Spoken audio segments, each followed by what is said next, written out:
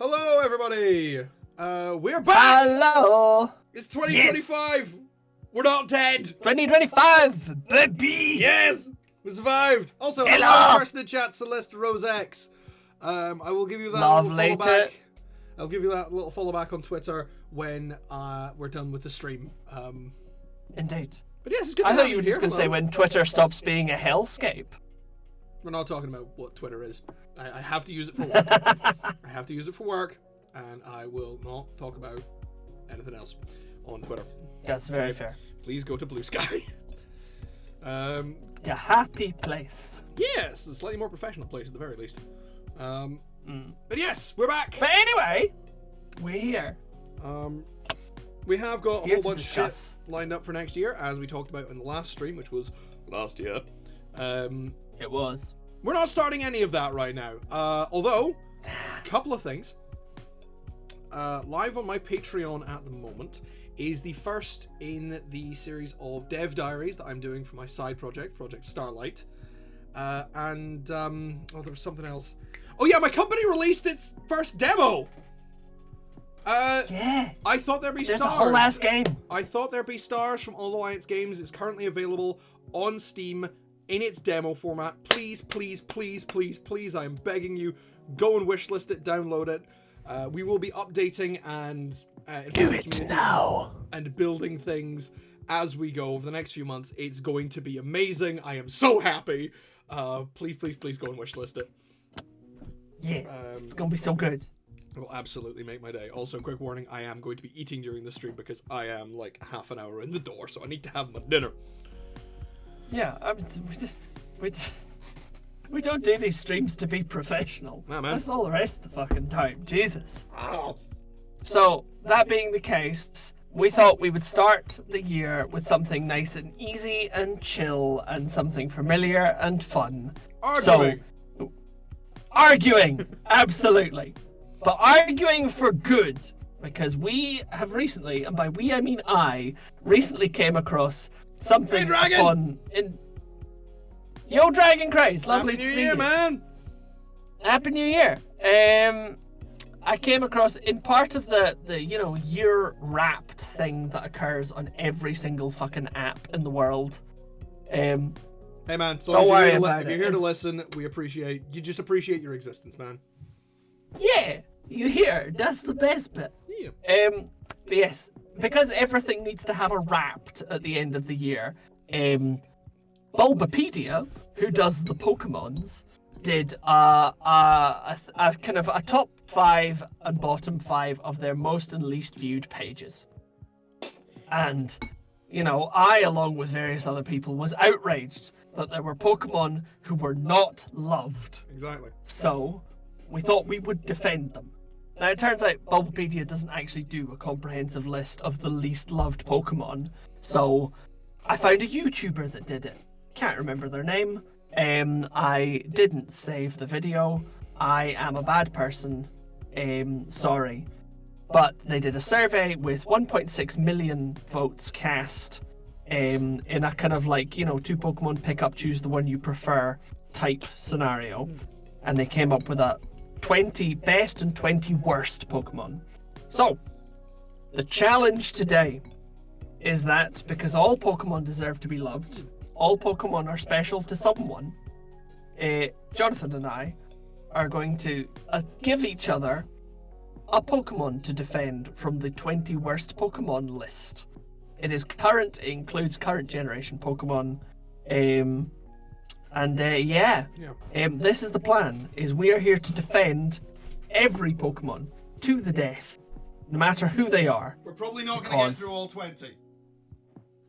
No, we're probably not going to do all 20, because, it's only a 2-hour stream, Jesus Christ. Yeah. And one of us is eating. Exactly. Yeah. But that's the plan. We'll see how it goes. So, that being the case, I'm gonna wait till Jonathan's back in his seat. Sorry, I was gonna get a D20 and be like, we can roll to see who goes first. Who gets to decide? We could roll to see who goes first, but the format for this is gonna be: each of us is going to give the other one of these 20 Pokemon, and that person then has to defend it for 5 minutes, should we say? Sometime. No, I'm not putting a timer on how long you've got to defend it. You've got to put in a good, heartfelt defense, and you've got to do it off the cuff. Yep. And if you fuck it, then you're a disgrace. Yep. If you fail in this endeavor, then Professor Birch, the cuddliest of all the professors, will never love you. Mm-hmm. And Professor Kukui will not give you a fist bump. Professor Rowan will actually shoot you in the fucking head. Yeah, he would. I think it will also be interesting to see fusions of both lists. Oh, One mate, from the least. Pokemon Infinite Fusion is an amazing thing, and I do want to play It's it on the just- channel at some point. Creates such magnificent chaos. I don't think I've ever respected artists more than the artists who do the custom sprites for Pokemon Infinite Fusion, because holy shit, some of the things they make. Absolutely stunning. Yeah. And the absolutely Makes them stunning to the absolutely absolutely meme-worthy, batch. because I think if you combine, like, there are some that are just straight up memes, because if you combine, I think, Lopunny and Snorlax, you get Big Chungus, the Bugs Bunny character. Yeah. And some of them, yeah. Yeah. Absolutely. But That's also, fucking funny. you know, like, anything fused with Jinx is cursed. No, anything fused with Miltank is cursed. Lots of things that are cursed, Jay. Miltank, Pinsir, Mr. Mime, and Jinx. Oh, the Pinsir, the ones are deeply cursed. So shame, I love Pinsir. Anyway, Yes. Age Before Idiocy? So I get to give you one. Yeah. Excellent. Yeah, Okay. You start. Right. I really should Well, have done that, but... The question now, Jonathan, is do I give you something easy or do I give you something horrible? That's entirely up to Yo, you, Brother Aether! Evening, Aether. You ready to see you ready up, to see the Aether? worst Pokemon of all time defended because they deserve love? Because that's what we're here for. Right, Jonathan. Mm-hmm. I'm gonna ease you into it, I think. I think you should defend number 1, 2, 3, 4, 5, 6, 7, 8, 9, 10, 11. The 12th worst Pokemon of all time, apparently. Or 12th least loved. Maschief. Oh, The Maschiff! rascal Pokemon. Abso-fucking-lutely! I love Maschiff! Look at this good little boy! I have trained a Maschiff on my most recent version of Pokemon Scarlet. And they are just the most lovable little shitbags that I have ever experienced in Pokemon. I don't know if it's just because the animations in Scarlet and Violet really give a lot of Pokemon some life, but Maschiff is just the emblem of trying his goddamn best and just gnawing on somebody's leg. This little fucker just will not go down. Maschiffs are brilliant, they are adorable. In terms of the dog Pokemon that I would actually want to own in real life, Maschiff is top 5, easily. They are cute, they are loyal, they're just that little bit aggressive where it's like, I'm only a foot long, but I'll bite your bum if you come near me. They are brilliant. Nah, man, Maschiffs are great. Fuck Yeah. you for saying you don't like them. I have nothing against them, genuinely. I have nothing against them. I Yes, also you know do. you genuinely love them. They are great. Mastiffs are actually phenomenal. And Dragon has, of course, made things inappropriate. The biggest problem is that they turn into something that's just so sad. This is true. Mabustiff is like, and has like story sad Yeah. feels in there too. Yeah, but You're also like, just the fact that it's little evolution. I mean, I'm not guy. here to defend the evolution, but Mastiff and the Mastiff evolution line are the backbone of one of the most emotional core stories in Scarlet and Violet, which is a game with really good writing, not just for a Pokemon game, but it's just got good writing. yeah. A lot of people you know. shit on Scarlet and Violet, but I really like them, and it's mostly because of the writing, the animations, and I like traversing the open world and seeing Pokemon running around in the open world. I am still to be convinced on Scarlet and Violet's particular open world, but I did love the writing. I thought the writing was brilliant, Well, Scarlet and and some of the characters are great. Scarlet Violet does not have the best open world I have ever been in. It really doesn't. But it has an open world that I enjoyed my time in. And it was I'll give you that. And it was varied. Better. There was a bunch of interesting stuff. It was better than the wild area in Galar because everything felt like it was part of a world. Yes, Galar. Yeah, Galar was like, you have your one big of the many problems. And everything that's actually important is disconnected from it. Yeah, lots of just segregated individual areas. A bit more like, like a classic game of Mario. Like you do World 1-1, then World 1-2, then World 1-3. Right. But, hey ho. So yeah, that felt like a solid, full-throated defense of Mass Chief. Alright. I am going to not return the favor. I'm going to be an arsehole about this. Brother of mine. Don't you dare. No, okay, I think you actually like this one. I'm going to make you defend number 3 on our list. You have to come up with a full-throated defense of Binacle. I legit do actually like this Pokemon, by the Binacle. way. I do. And I don't... So, because when I was watching the tier list, and it's talking about how, Binacle, it's based off of a particular type of Japanese barnacle, and they were like, I don't get why the things are like claws with faces. That's kind of it doesn't make sense and it's ugly. I'm like, no, it's awesome. It's little hands that are faces because barnacles and a lot of sea life reaches out and grabs to eat its prey, and that's cool as fuck, man. This is a little dude, and I do enjoy Pokemon where there's two little dudes in the one little dude, and they're clearly arguing with each other for a large portion of the time. I love Dodrio. I enjoy Dugtrio. I love Binacle. I think it's really cute, honestly.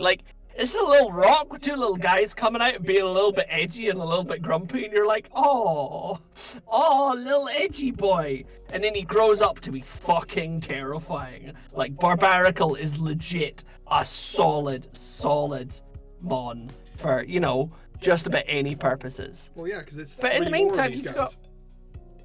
Yeah.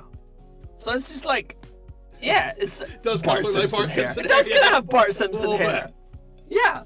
These are my two boys. This is I, and this is Karamba. So yeah, also I like Pokemon that again feel like part of the landscape. They feel like they belong in the place that they are. And because this is from X and Y, and the way that X and Y is structured, you have this kind of walk down through this kind of quarry where there's lots of, rock types in a museum, then you go through an aquarium, you hit the beach. I'm wearing a turtleneck for some reason. A little bit, yeah.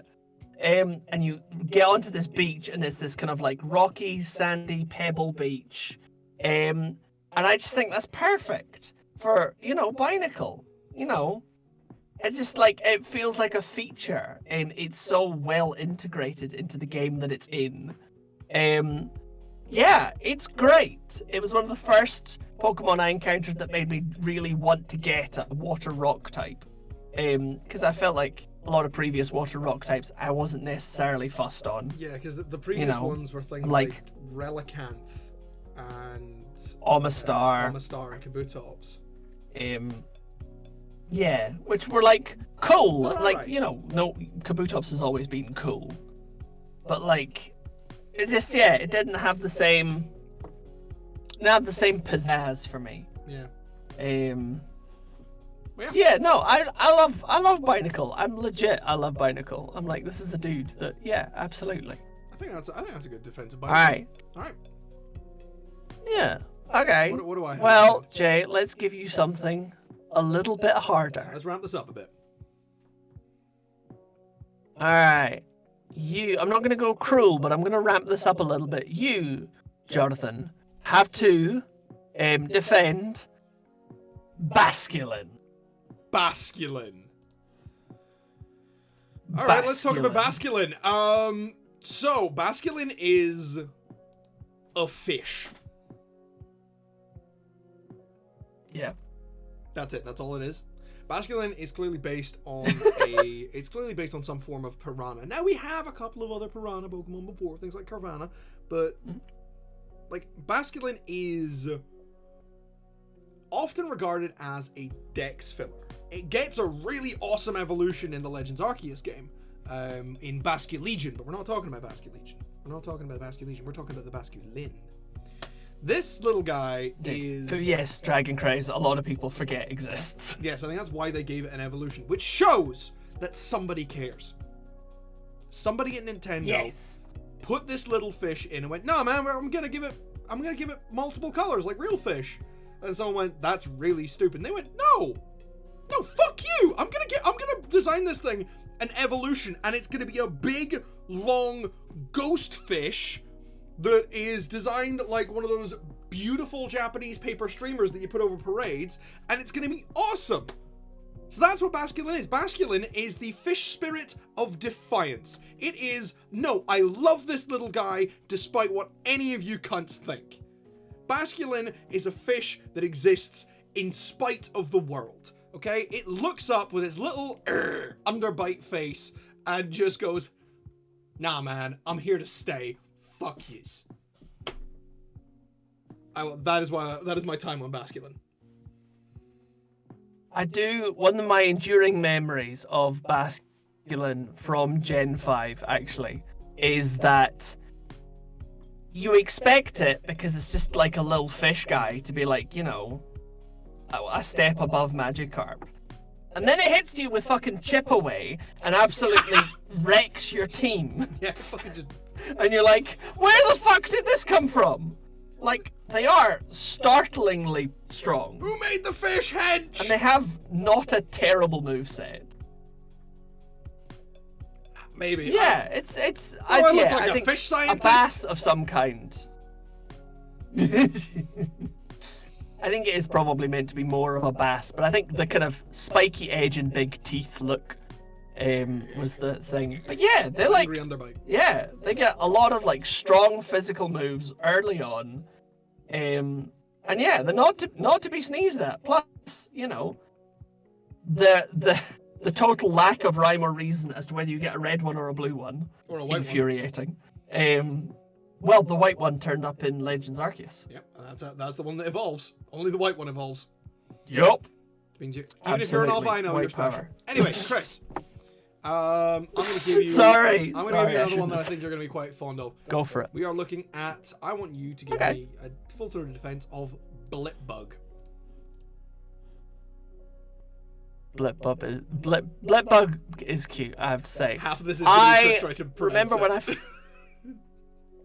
See, because I remember when I first caught one, and, you know, it's Sword and Shield, which, admittedly, did not thrill me initially. I'm not gonna lie. Sword and Shield, as with any Pokemon game, I was very hyped to play it initially, and then the legit opening section of Sword and Shield really turned me off. I really didn't like the structure, the characters, and, you know, it only got worse.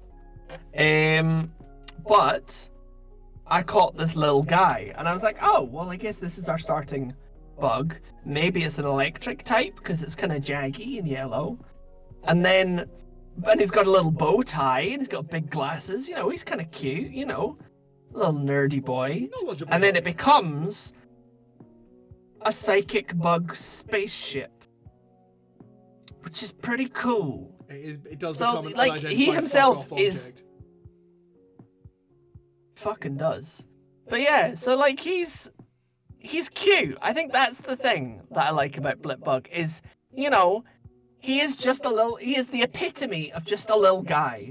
You know, sitting there wide-eyed. He's come, you know, presenting his best with his little bow tie, you know, excited for the world. Like, that I think is the thing with Blipbug. Like, he is just a little guy who's come on to do his best. And what is his best is, you know, invading and eradicating the human race, which I think is pretty hardcore for just a little guy. Yeah, I think that's good. But so yeah, Chris, How many Yeah, bugs could a solid- Blipbug blip if a solidly Blipbug love could Blipbug. blip bugs? All the bugs. Yes. Eradication of the species. Basically, yeah, this is the little kid who's really excited to go to school on the first day, and then he comes home, he has his dinner, he talks to his parents, he's really happy, and then he sits down and plays Destroy All Humans.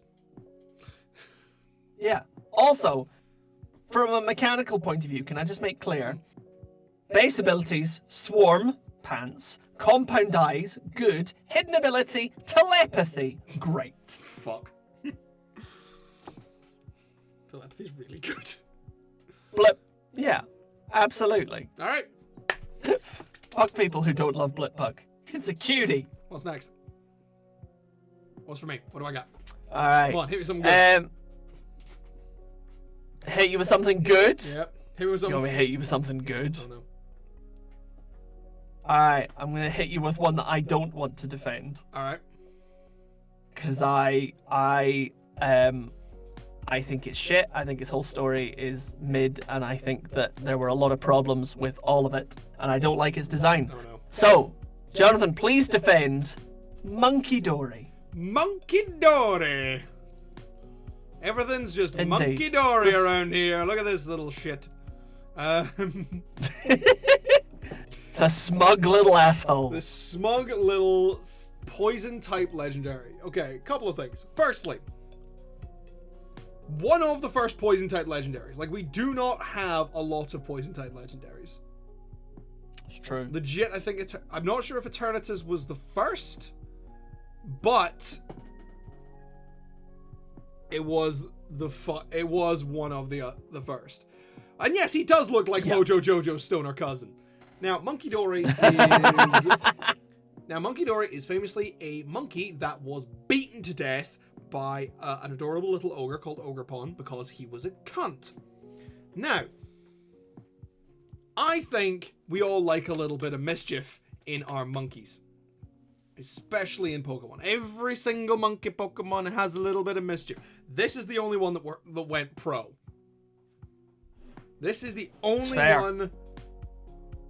The monkey was a cunt.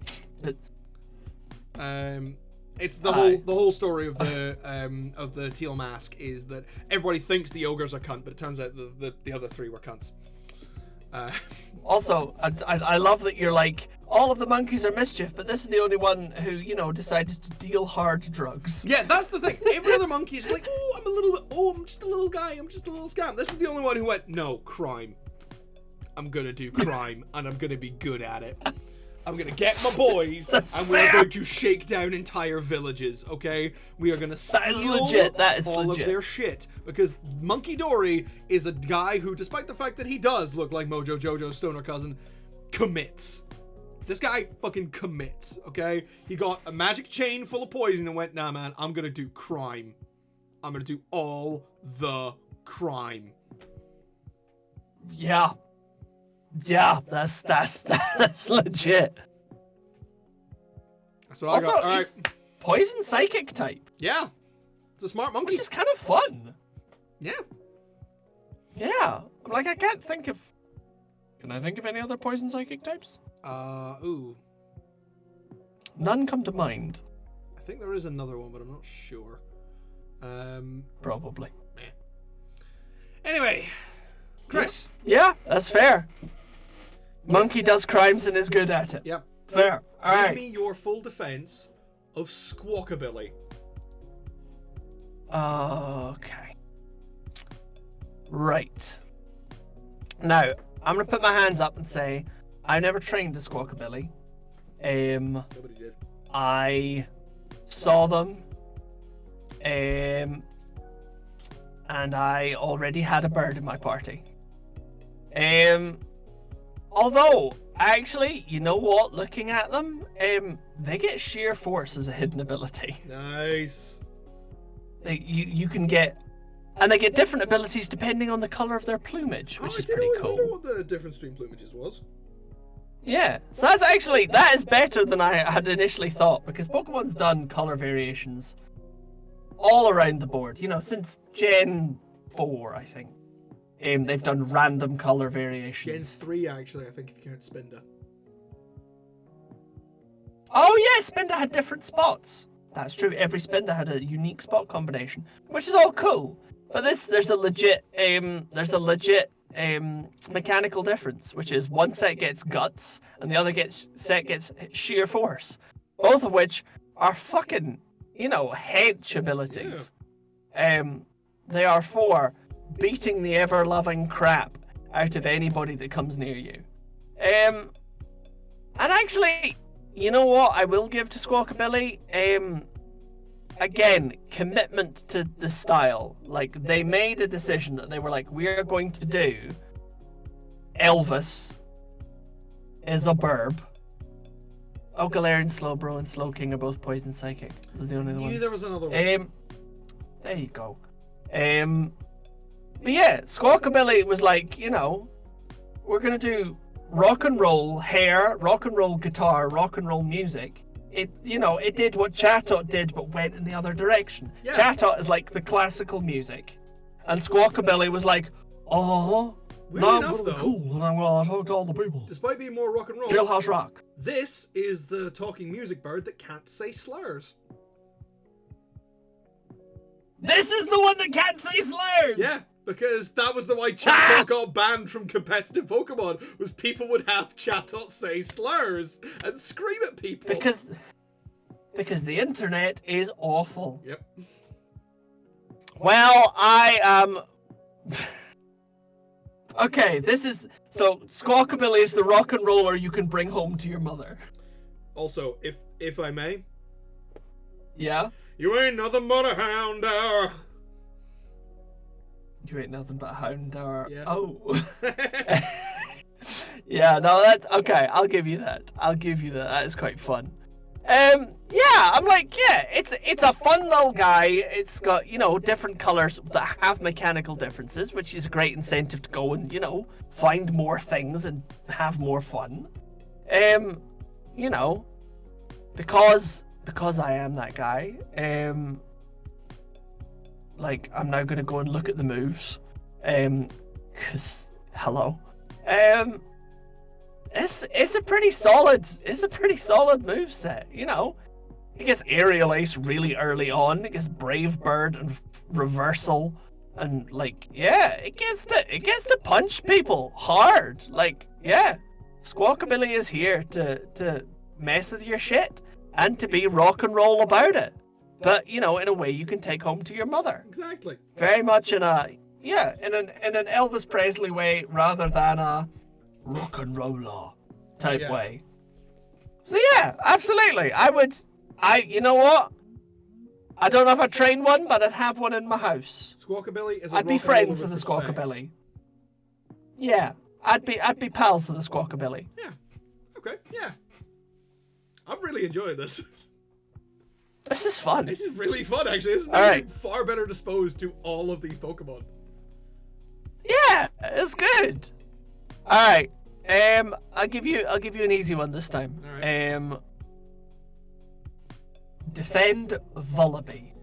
Yeah! Vullaby! Look at my tiny little Crowlet. Look at my fucking little vulture baby. Okay? Someone said, we haven't had a vulture Pokemon before. Let's have a vulture. And someone else went, okay, but we should probably make it a 2-stage evolution.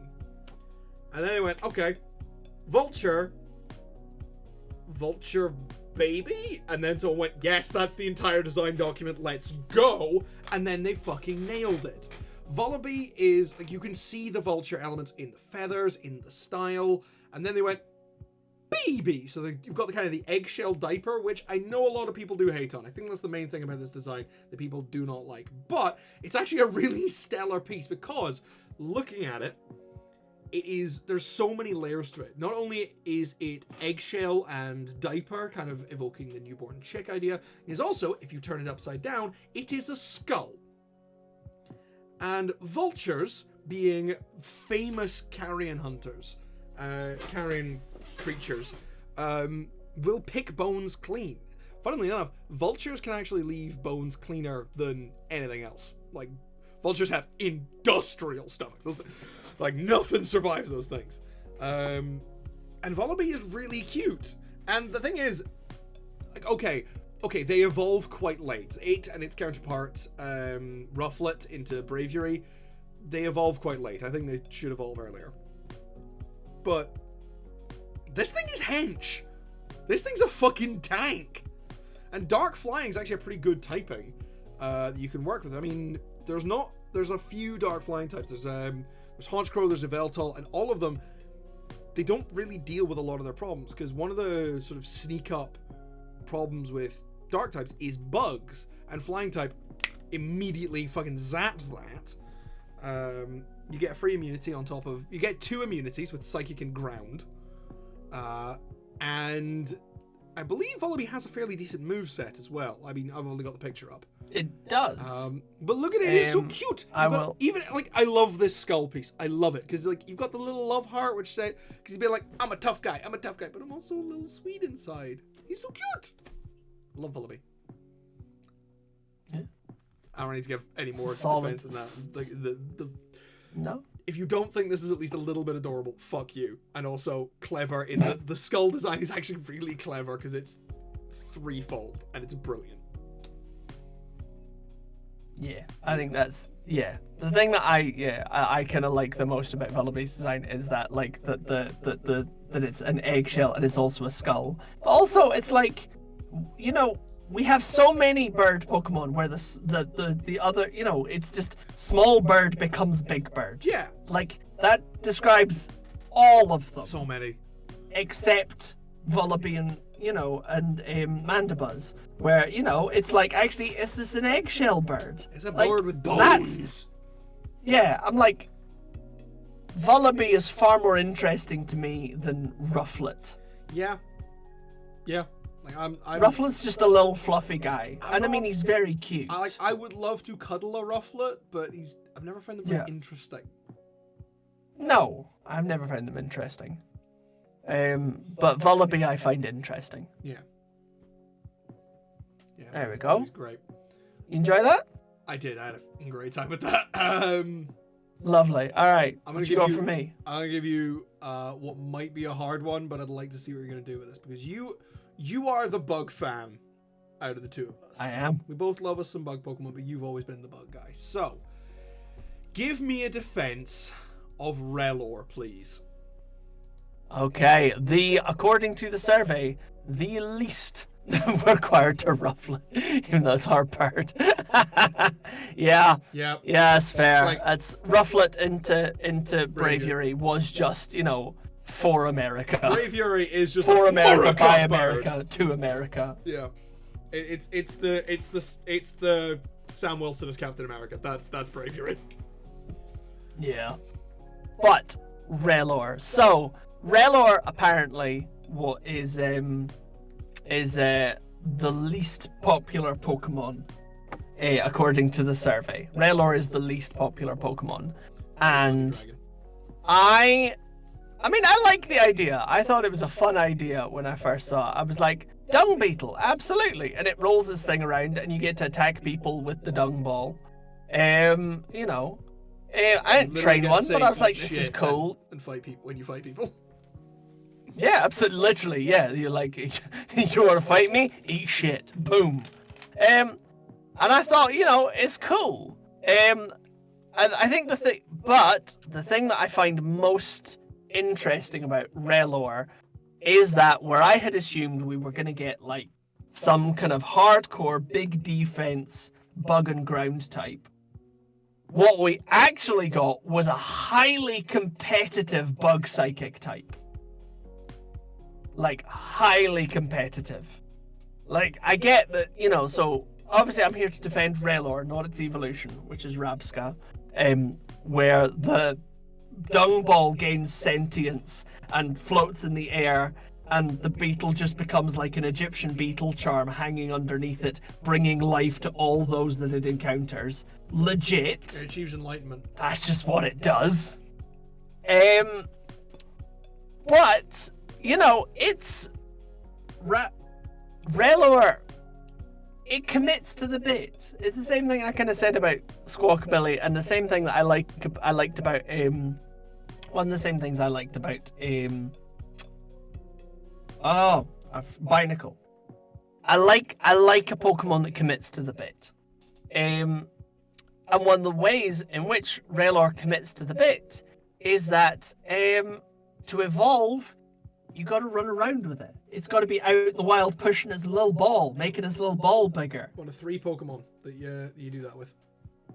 Yeah, it's you know, it's you want to build a snowman. Well, I'm gonna build it out of shit, and I'm gonna shit and dead people. Do you want to build and then a that shit and dead people ball is gonna become sentient and bring psychic life to the dead around me.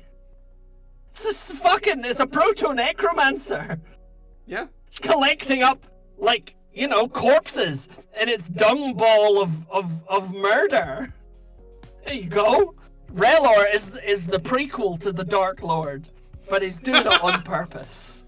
Alright? This isn't no misunderstood little guy. This is a guy who went, I saw a dead body once, and then I shat on it and rolled it into a ball, and then I'm gonna keep on rolling until the entire world will fear me. Rolling, rolling, rolling, rolling.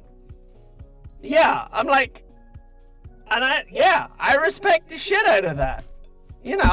Absolutely.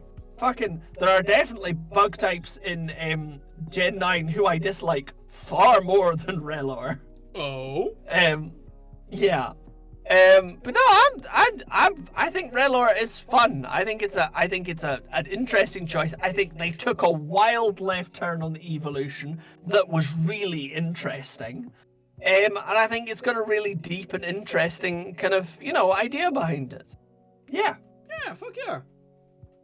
Absolutely. Okay. I think that's a good defense of Raylor. What do you got? Yeah, it is the Katamari Damacy of Pokemon. Absolutely. Like, roll up the world into a giant ball of death and destruction to build a new world.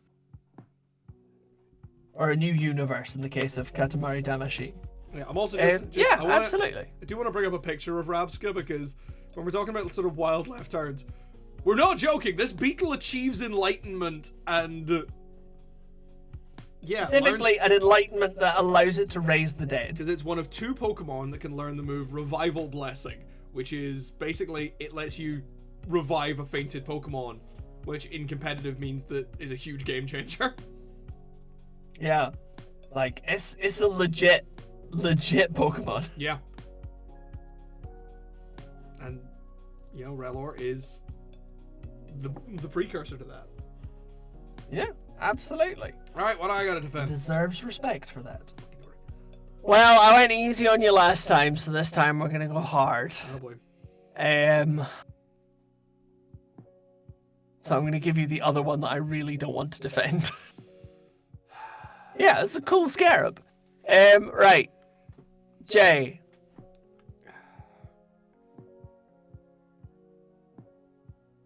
Defend Enamorus. There we go. Oh yeah. Okay. This is discrimination. You give the aromantic guy the Pokemon favorite in love. Fuck you. Yep. You're being fuck you. You're being queerist now, Chris. I am.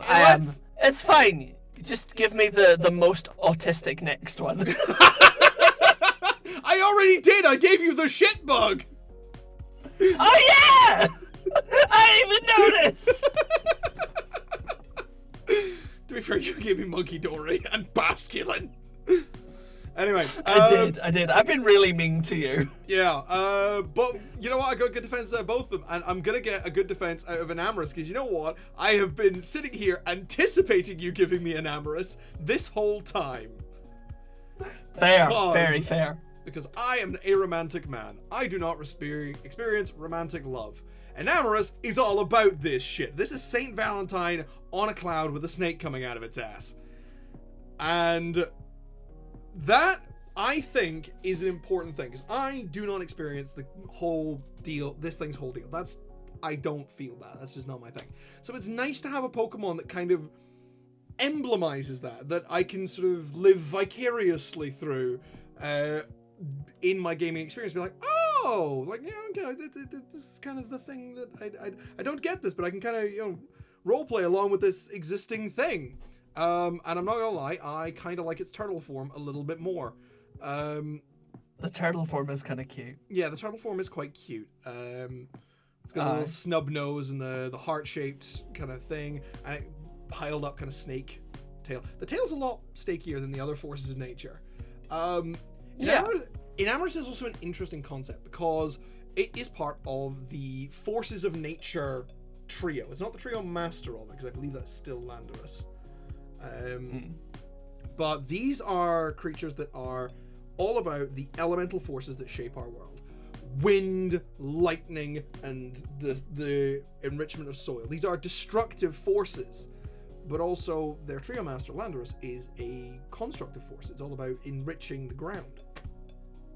Enamorus is both. It embodies a concept that is both incredibly destructive and very enriching. Otherwise, why would people write all those shit songs? Bring back the days of songs about wizards fighting the devil with a violin. Fucking bring them back. Okay. Nah, we're gonna sing yet another love song. God damn it, give me a sea shanty. Nah, Harry Styles managed to get a Grammy. You know, it's the way it is, as it was. God damn it, but yeah. Enamorus is an interesting concept because it doesn't necessarily directly fit with the forces of nature as they go. And admittedly, I'm not a big fan of the forces of nature trio. I find them kind of But Enamorus is an interesting addition because, yeah, sort of love and attraction are basic concepts that embody all of life. There is a reason why every single culture that has developed divinities or gods has some kind of god of love. Every culture. All of them. The Christians were so into it, they made that their main thing and then outlawed shagging for some reason, but the Christians are weird. Blame John Calvin. Yep, absolutely. Yep. Especially in Europe with the Protestants, the Calvinists were the problem. Yep. But yeah, it's a fundamental force that exists in all cultures and across all species. Like, you know, a lot of people argue that love is what makes us different from the beast. No, that's not fucking true. That's not fucking true at all. Have you ever met a dog? Yeah. Exactly. That thing loves you. Absolutely. Exactly. I very recently sat down in my partner's bed while she was off at work. Her cat came in, curled up, slept on me for 5.5 hours while purring like a goddamn thunderstorm. That was a creature that was just happy to be in my presence. That was love, and that is why Enamorus deserves to exist. You know what? Absolutely. And actually, you know what? The fact that Enamorus puts love on the same level as hurricanes, thunderstorms, and earthquakes, as in terms of as a powerful force. Yeah. Yeah, that's pretty solid. Basically, that's a pretty solid defense. Huey Lewis and the News said it best when they did Power of Love. Yeah. I'll give you that. Absolutely. All right. That was a solid defense of Enamorus. Mm-hmm. Give me Watchhog.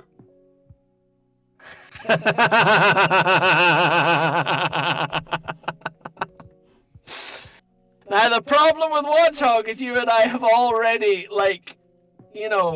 done trauma bonding over Watchhog in one of our tier lists. Defend it, brother. Alright. I trained a Watchhog in my very first playthrough of Black and White. And honestly, I don't hate it. I genuinely don't hate it.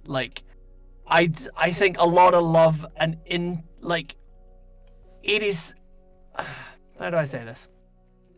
I'm trying to say it's got a unique design without going, it's so unique and different. But, it really is, somebody, put high-vis vest and, fuck you LSD eyes on the standing up dude and said, this guy will protect you. and anyone that comes for you will see these eyes and will run. And it's good, actually, and it is. And also, you know, its hidden abilities analytic, which is great. But legitimately, you know, it glows in the dark.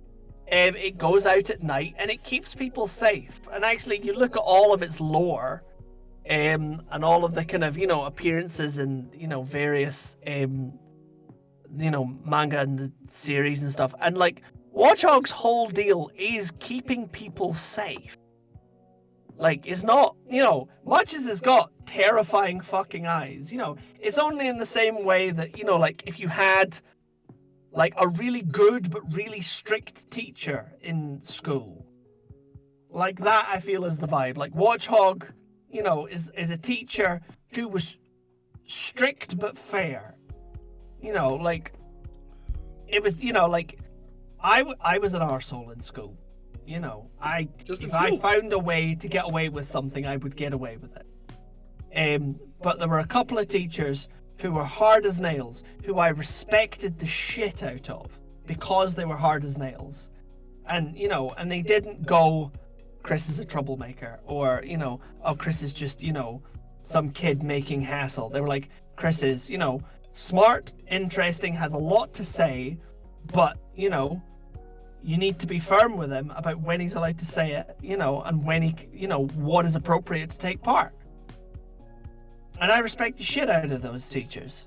And that's Watchog, absolutely. You know, Watchog goes around, and I think, and he doesn't just do it for the people that are like him, you know, he doesn't just go and help the pat rats of the world. Watchog goes around, I think, to every Pokemon in its biome, you know, going around, like, looking after people, protecting things from what's out there in the dark, and shepherding people, you know, through the wilderness, you know, to keep them safe. Are you saying Watchog is Jesus? And I think I'm not saying Watchog is Jesus. I'm saying that Watchog is Aragorn. I mean, good, because my next take was going to be Watchog is a lollipop lady. I think, but also, you know, that if would be Aragorn adorable. had been a lollipop lady, Aragorn would have been a great lollipop lady. I think he would have. Yeah. Okay. Yeah. Watchog. That's Watchog defended. Absolutely. How many other Pokemon have eyes that can truly stare into your soul? Not many. What do I have Alright. to defend? Girder. My boy, it is Girder time. Yes. Girder. Girder. Oh, I fucking love Girder. I fucking love the entire Timber Girder Conkeldurr line. And not just because of the video that the Killian Experience did on Black and White, where he talks to his Conkeldurr, and he's Conkeldurr, what is best in life? Treating it like it's Conan the fucking Barbarian, and I love it so much. Girder is phenomenal. The entire line is, like, the whole point of the Timber Girder Conkeldurr line is about bettering yourself. It is about getting stronger. Because Timber is just a little guy. He doesn't have any of these kind of like muscle, veiny bits that are coming out. He's just a little guy carrying a little block of wood, because that's all he's got. But he's gonna fucking hold it, and he's gonna whoop your ass with it. And then he evolves, and he turns into Girder, who has been like, I have been benching my wood, I have been fucking lifting trees, I have been pumping iron, so you know what? I'm gonna get some steel. I am gonna do fucking Boken combos with an I-beam, and I'm going to turn you inside out. They hit like a fucking freight train, and literally, this is a thing that will do a 20-hit fucking staff spinning combo with an I-beam. I'm sorry. If this is something that will literally just hit you with a construction site, if you don't think that's cool, you're wrong. Yeah, he's got a big clown nose. He's dropped that thing on his face every once in a while, but you have to fall down to get better, okay?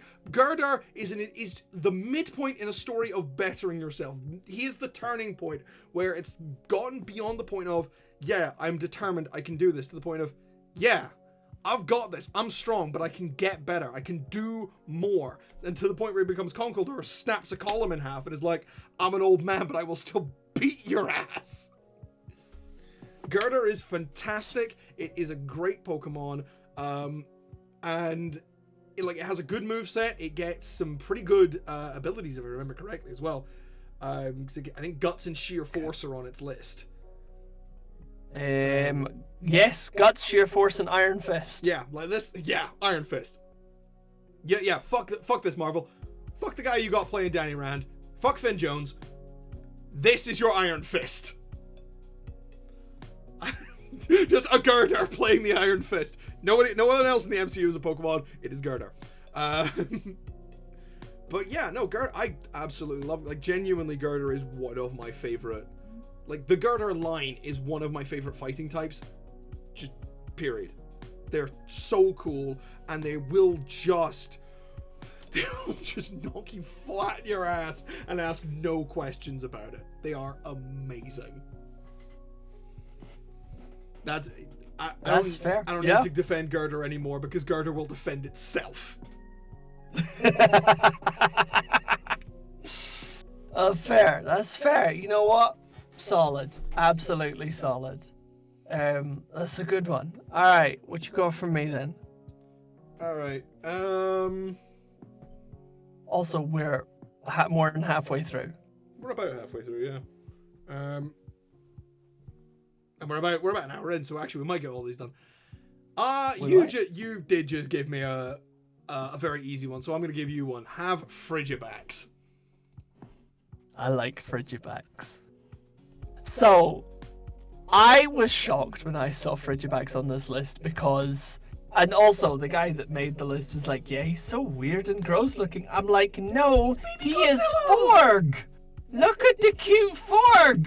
The little Forg Gorar is the little guy who want to be big. Like, that's, you think about, like, more iconic dragon type lines, you think about, like, Axew into Haxorus and, fucking Gibble into Garchomp. I think both of them do the same thing that Frigibax does, but Frigibax is cute. No, they're both cute. Axew and Axew and Gibble are adorable. I love Gibble. But like, they're cute with like hard edges. You see my point? Whereas Frigibax is cute in like a little round soft boy. Squish him. Trying to be big and scary. Which is like, yeah. And he's this little cold dragon boy. We're running about the mountains, and he's a little Forg. He's a little cold weather frog, the little rounded head, trying to roar like the little sand toad that does like the most terrifying, like squeak in the world. A desert rain frog, yeah. Yeah, the war cry of the desert rain frog. That is Frigibax. I was just thinking that. It's the war cry of the desert rain frog. Yeah. But like, but just like your full-throated defensive Gurdurr there, he grows and he gets strong and he becomes big. He becomes basically a mountain of ice from being just a little Forg. Do we have and that's cute. Do you have a sound file for Frigibax's cry?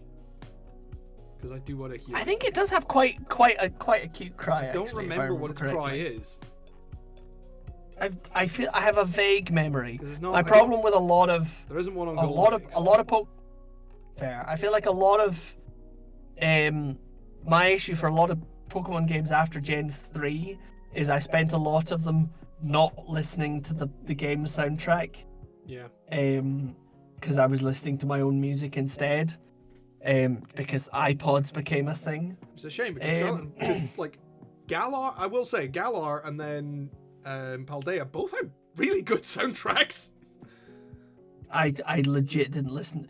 Partly because when I played Scarlet and Violet, and this is my fault, and I've admitted to this before, when I played Scarlet and Violet, partly because I had been so fucking disappointed by Sword and Shield, and partly because of how much flack Scarlet and Violet got when they came out, and how unpolished and unpatched they were, and all of the glitches. I was just so disinterested in playing it that I nearly didn't play it at all. I think it was only when I came through and was like, "Hey, I'm having a fucking great time with this." That you went. Even "Oh, then, yeah, try it." no. What got me playing it was a friend of mine went down with long COVID. And she had previously run a theatre school, and basically, like, her job was her whole life. Like, she really hadn't engaged in hobbies for 20 years. You know, she'd just been, like, competitions and performing and running her school, and, you know, it was like her school, her wife, and her dog were all that was going. And then she got long COVID, and I was like, well, you want to do this? Because, you know, Pokemon. I'll play Pokemon with you. She had Violet, I had Scarlet. So I played Scarlet to help her complete her Pokedex in Violet. Which meant, in fairness, I powered through the game. Like, I ran it at twice the speed I would normally play a Pokemon game. Maybe 3 times the speed. And then hit the end game and suddenly went, oh, holy shit, this end game is brilliant. And which made me stop and reconsider the whole game. But one of the things I did was I caught Frigibax. I was like, let's go with this guy. And really, really good. A really good Pokemon. Good abilities, good design. The only thing I dislike in Frigibax's evolution line is its final evolution, Baxcalibur, gets a big kind of like kill or be killed move, which I'm not a fan of. Glacial Lance or something? Glaive or something like that. Which I'm not a fan of.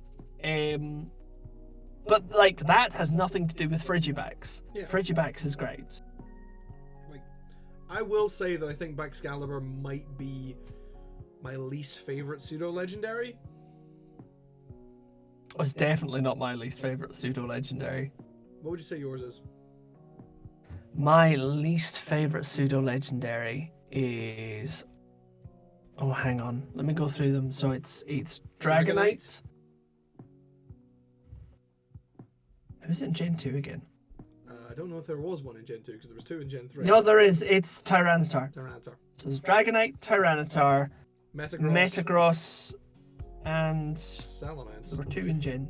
Salamence. Yep. Gen 4, I feel Gen like 4 I was didn't like. Garchomp. Who's in Gen 4? Oh no, Gen 4 is Garchomp, Gen who is 4 is great. Garchomp. Who's Gen 5? Gen 5, Goodra. No, Goodra's Gen 6. Goodra's Gen 5, isn't it? No, Goodra's Gen 6. Okay, well... Who was in let's Gen just 5? quickly Who was it in Gen... check. I've just realised I have... Yeah, Gen Goodra's 5... Gen 6. Oh, Gen Who 5 was in Gen 5? Hydreigon, sorry. Oh, okay. Hydreigon's alright. I don't have the same love for Hydreigon that others do. Oh yeah, Komodo is my least fucking favourite. Yeah, no, I knew I had a forgot- least favourite. I had forgotten that Como existed. No, I'll agree with you on that one. Yeah, Como sucks. Como is shit. Yes. I have actually had a good Como. In the ROM hack Pokemon Reconquered. Como is actually pretty handy. That would be a good place to have Como. Yeah, I'll because give you it that. gets Aura Sphere and fucking hits people really... no, I guess Clanging Scales and hits people really fucking hard. Yeah, no, that's fair. I'll give you that. But yeah, no, Como is my least favorite. But no, I like Baxcalibur. I like its Godzilla-esque design. Like, I feel like they really went heavy kaiju on it, and I kind of like that. It has that kind of slow movement, but I'm still a bit on it. I think I might want to try training it properly, but yeah. Well, I like him. Yeah. I like him. Yeah, man. Also, thermal exchange is a really cool idea for an ability. It's a fun one, yeah, because it. Yeah. When a Pokemon with thermal exchange is hit by a fire type damaging move, its attack is increased by 1 stage. It does not provide immunity or reduction to the damage. It also prevents the Pokemon from being burned. Now, Frigibax's line doesn't act, despite being primarily like ice type as its kind of main theming, it's not weak to fire. Yeah. Because dragons are 'Cause it's a resistant to fire, dragon. it's normally effective. So Yeah. it's just like, oh, you try and melt me? I kill you. Exactly. Which is great. Yeah. So yeah, it's a little icy rain frog, and I love him. I do kind of want to just squish him. Just give him a little Yeah. squeeze. Like, look at it. He's so squishy. Yeah. He's so squishable. You just look at his little angry face. You just give him a big hug. Yeah, that is a frog that wants to be king of the monsters. Yeah. So that's why I love Frigibax. Alright. What have I got to defend? We're Getting into the hard ones. we're now. running. We're. I feel like this. Yeah, there's a couple in here that are more difficult. So I don't know whether to save one that I think you'll like for later and just give you a tough one now. Well, we've been through all the ones that I really like. So at this point, give me whatever. All right, you know what?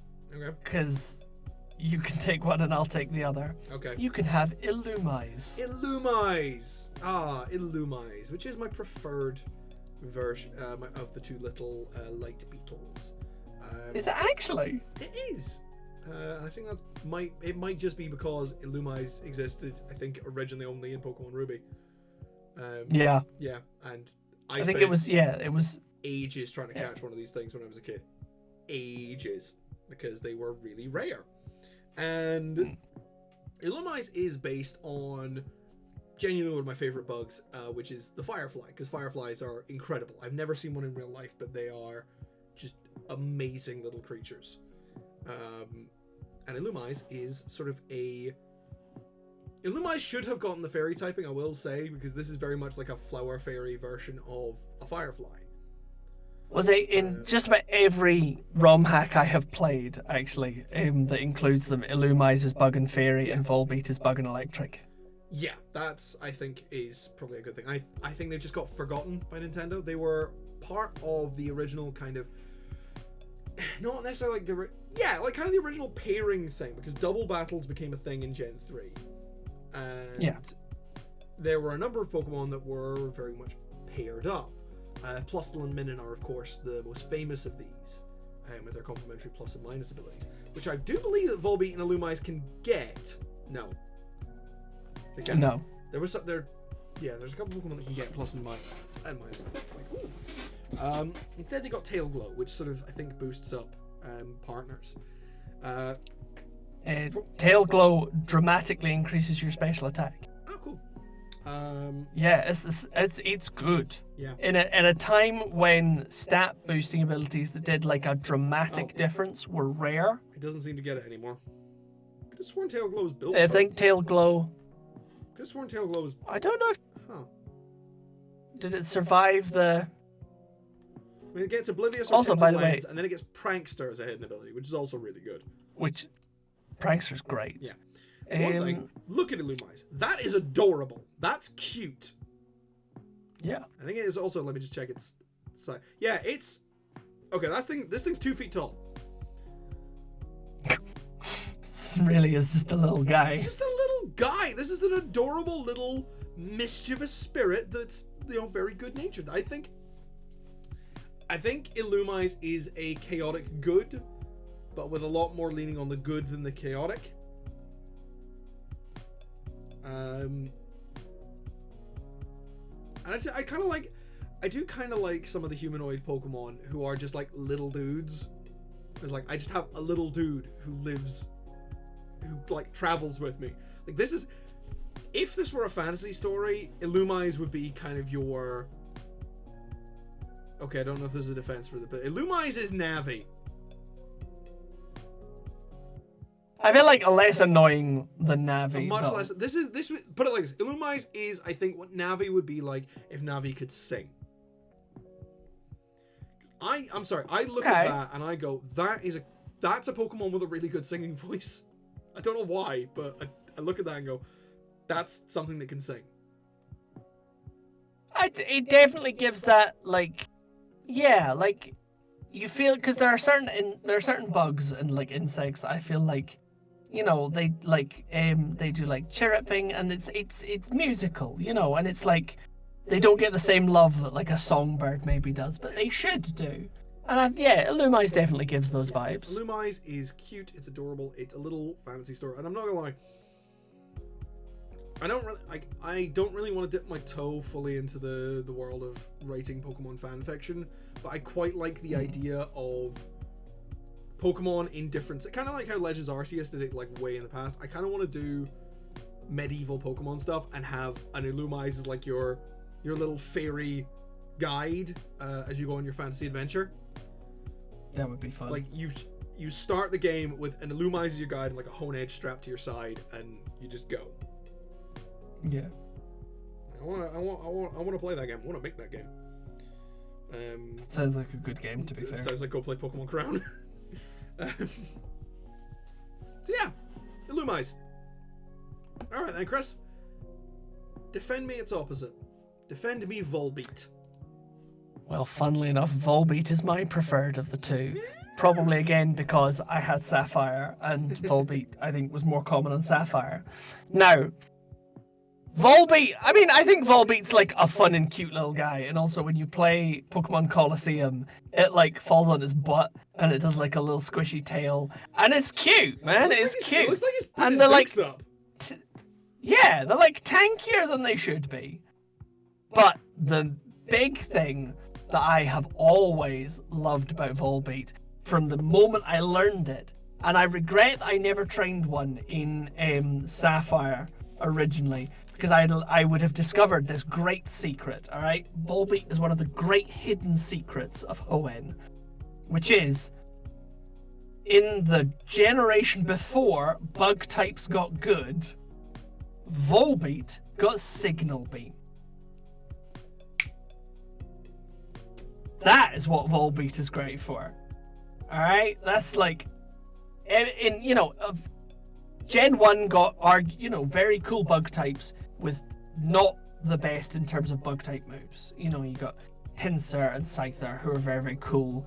But your only good bug type moves were Pin Missile, the best Pokemon to give it to being Jolteon, who's not a bug, and Twin Needle. I didn't hear you. Twin Needle. Twin Needle. Fuck, my brain just went totally blank. I was like, which only one Pokemon can learn. Twin Needle, yeah, which only Beedrill could learn. I think still only Beedrill can learn. Twin Needle, also, Twin Needle isn't actually a bug move.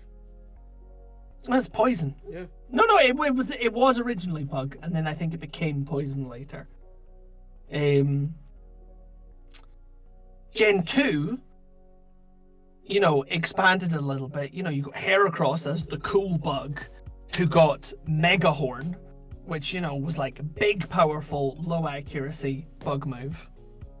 But in terms of just like a solid, the flamethrower of bug moves, like a good solid high attack power, 100 accuracy, has a status effect that goes with it.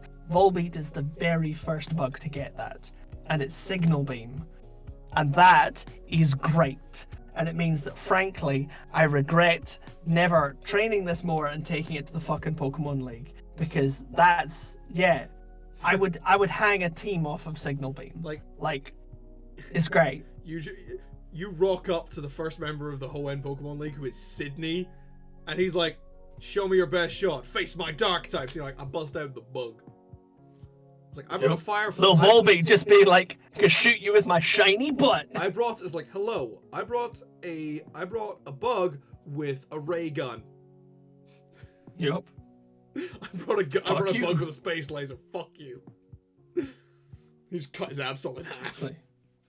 Pretty much. It's like, be afraid. Be fucking afraid.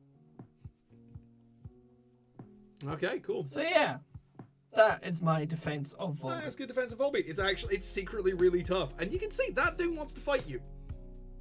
Yeah. That's good. Alright, what's next? Alright. You're up. So, what are you two? What's the dealio?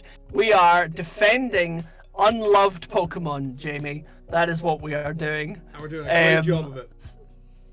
Absolutely. So we found a poll with like 1.6 million votes in it, and that had ranked like the best and the most and least popular Pokemon. So we took the 20 least popular, and we're challenging each other to defend them. Which, on that note, Jonathan, you must defend Crabominable. Crabominable, the abominable snowman, big punching yeti of fucking sun and moon. Okay, Yep. it's perfect With his big derpy face. Yep. For one thing, yes, genuinely look at that big derpy face. That's adorable. Okay, I fully believe that Crabominable doesn't actually want to punch anybody. It's just trying to give hugs and is really bad at it. It's big, it's fluffy, and it evolves from a punch-drunk crab boxer, which I'm not gonna lie, I fucking love Crabrawler. Crabrawler, I think, is an insanely good design that makes me so happy. Crabominable, with its big, disjointed arms, and its weird kind of abominable snowman yeti kind of vibe, is, I think, it's an interesting kind of change. Yeah, like, what a lad! Look at the fucking hench on this thing. It's just big and it's smashy. Alola doesn't have a lot of, I don't think Alola has a lot of fighting types. Given that no, it's mainly this and Como. yeah, I was gonna say, given the first time you types. fight him, the fighting dude's main thing, I believe, is a Makahita. Yes. And then it's this thing when you fight him later. Yep. Yeah, this also, Crabominable is, it's a Pokemon of persistence. Because it's pre-evolution, Crabrawler, you can catch on the very first or second route of the game. Like, you can get it super early on. It only evolves on the slopes leading up to the Pokemon League. So, if you have a Crabominable, you fucking earned that thing. That's fair. If you evolved a Crabrawler, you earned Crabominable, and it learns some moves, man. Like, you got shit like Crab Hammer, you got Ice Spinner, and it's just like, oh my god, this thing, it does, like, as much as it is a big goofball, those arms are not to be messed with. This thing hits like a tank. That's fair. It's also got some bonuses because of its ice fighting typing. Is it the only ice fighting type? I think it is. Maybe. I can't think of any others. But considering how fighting Not off types, the top of my head, anyway. fighting types suffer. Admittedly, it doesn't do anything for the psychic weakness, but it does counter the fact that a lot of fighting types deal with flying types as a problem. Because have you ever tried to punch a bird? Freeze it first, then punch it. That's Crabominable's message. This thing can learn moves like Ice Shard and things that can get over its low speed to just one shot whatever birds are causing it problems. Like, it has a good moveset. It is about persistence. Crabominable is a reward Pokemon. It is a symbol of I would argue that you actually have to put more work into evolving a Crabrawler than you do into evolving any of the pseudo legendaries. Well, because really, you have to play the whole game to be able to do it. Yes. Yeah. Because here's the thing, Crabrawler also stops becoming available in later bits. Like, you kind of only catch it on the first island, and it stops really appearing later. I think. I might be wrong. So you need. Well, I think I think it's available in some other locations, but it's primarily in the first island under Rock Smash Rocks. No, it comes out of the trees. Oh yeah, the trees. Sorry, Yeah, I forgot about that. It fights trees, man. Shake the trees, Yeah, you shake and the- crabs fall out. Shake the tree, and This a is how crab it falls works. out, and it's like, you wanna fucking fight, mate? A drunk coconut crab drunk- comes down to punch Exactly. you. And if you take that drunk coconut crab, you teach him to fight. You go through the Rocky method. You play Eye of the Tiger. You go up that cold mountain. You fucking fight that pig carcass. Teach you to punch. You get Crabominable and his big ice hammer or fists. Yeah. You know what? That's a pretty solid defense, you know? Absolutely. Rocky theme tune and all. I'm here for it. Alright. What you got for me? Give me Smoochum. You arsehole. You just gave me Crabominable. I did. Can't argue with that. Don't you Okay. Don't you fucking call me an arsehole. You defend this tiny baby. You defend this You know tiny what sexy is a baby. tiny baby? And actually, I don't think Smoochum deserves the hate it gets. I mean, part of the problem is that it is the kiss Pokemon. Its design is primarily based around its big kissy lips. And that grosses a lot of people out. That's fair. You know, and it's Gen 2 when this comes out. You know, this is a hard go, you know, in early Pokemon. And it gave a baby form to Jinx, who was already not popular. However, I don't know if anybody in our audience saw Pokemon the movie 2000. And the little Pikachu brothers mini film that came before it when you went to see it in the cinema, because the great thing about Pokemon films is they have a little mini film that comes just before them. Or they used to, certainly, back when I was a boy.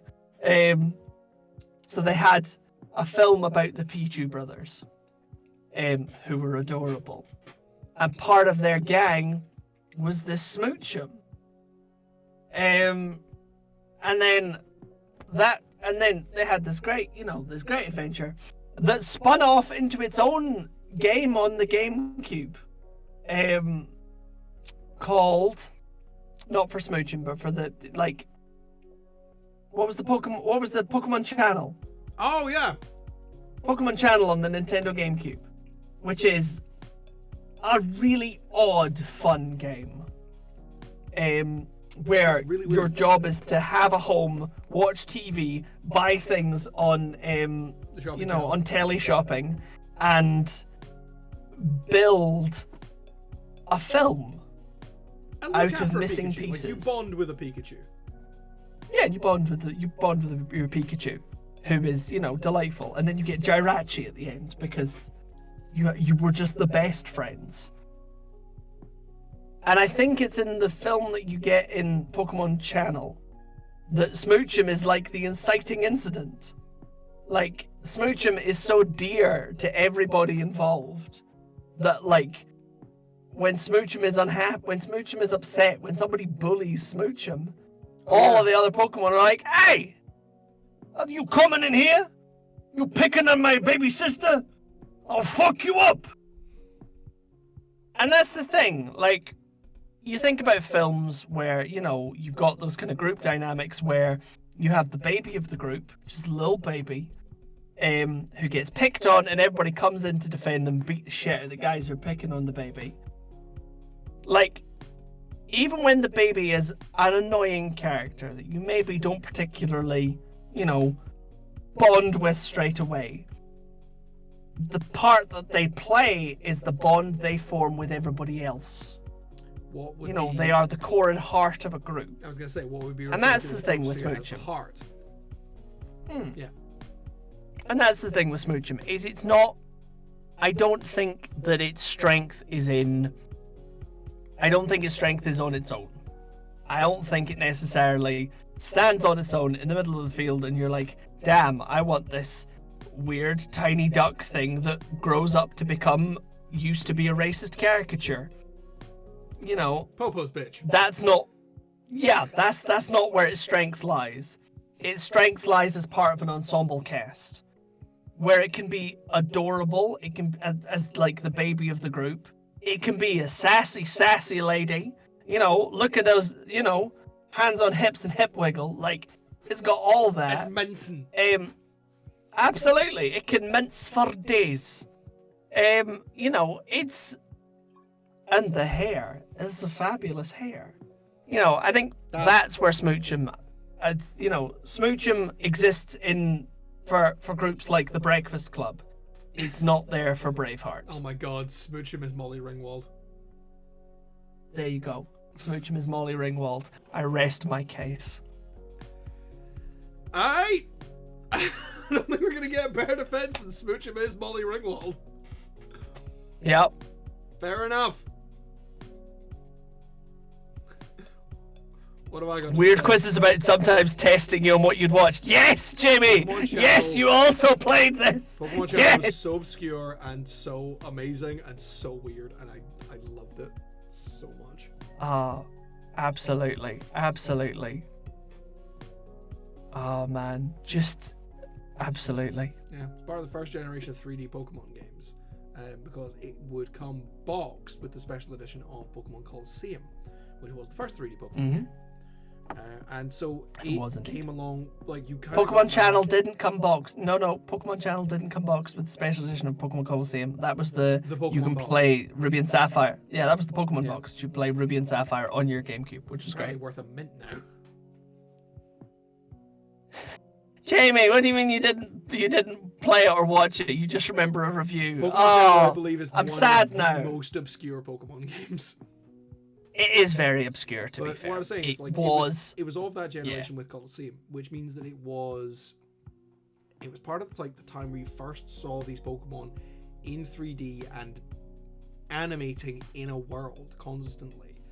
Whereas Pokemon Colosseum had the fight animations, which were amazing, and then in Channel you got them kind of existing in a more world space and a much more peaceful space. Like a lot of the fun idle animations and playing animations that made their way into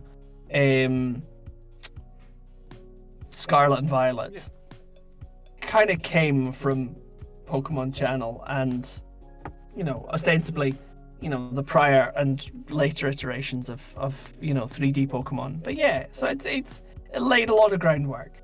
It wasn't the first non-combat based just be friends with them Pokemon game. No. That was the original Pokemon Snap. But like it was a new and different thing. And the GameCube deserved more love. Yeah, GameCube was great. It had some really fucking good games. It did. God, I want to play Wind Waker Also, a again. really good. I'm sorry, Wind Do it Waker was after the really stream, good. Jay. Wind Waker was brilliant. Can't argue with that. It was But brilliant. I don't want to buy a Wii U. All right. There's 4 annoyed. Pokemon I'm left, so Jay. annoyed that its remaster got on the Wii U. What's next? What's next is I have to give you one. Now, there's 4 Pokemon left.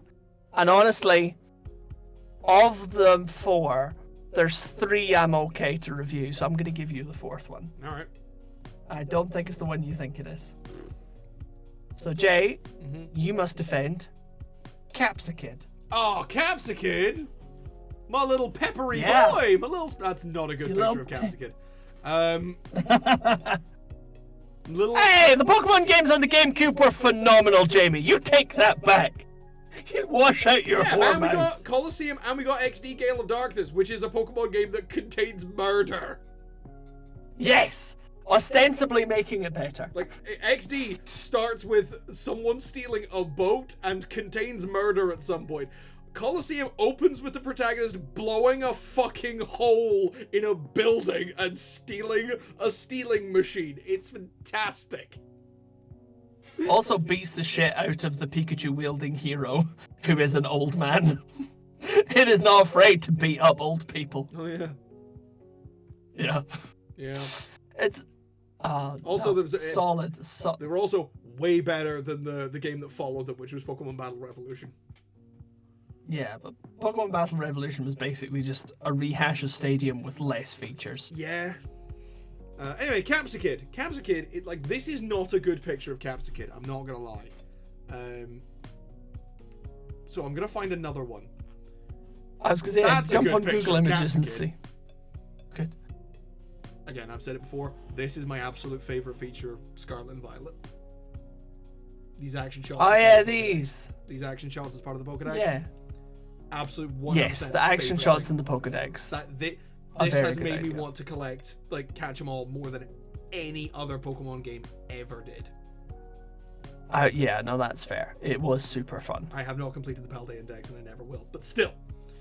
I have 2 jobs. I have 2 jobs and far too many projects. Yeah. Including this. Yeah, Capsicid is adorable. It's a little pepper. It's a little pepper on legs who runs around being both kind of scared of everything and then tries to be brave and stands up to a lot of stuff. Capsicid is an adorable.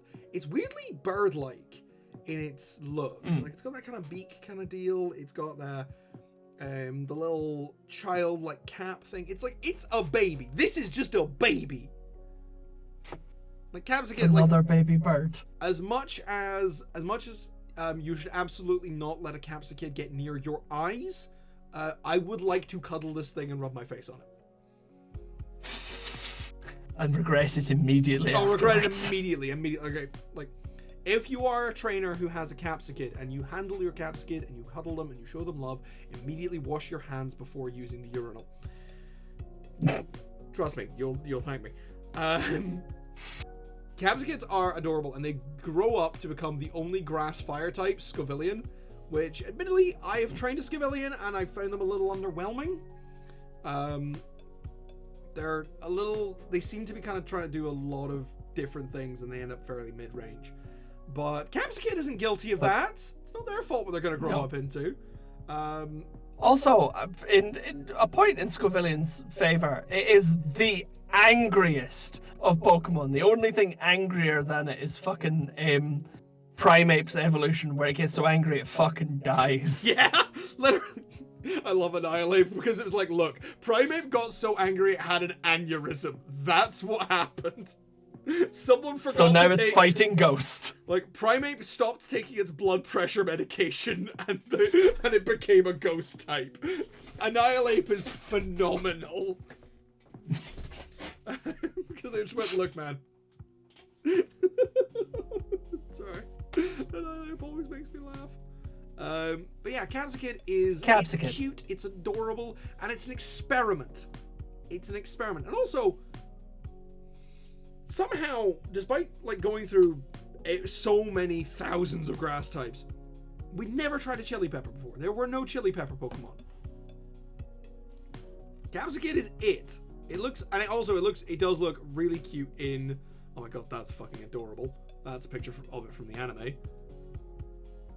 Look at him, he's trying so hard and being so brave.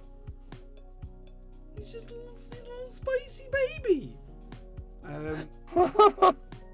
Okay, that is pretty cute. Yeah, they do look a lot cuter in 3D, like in the world.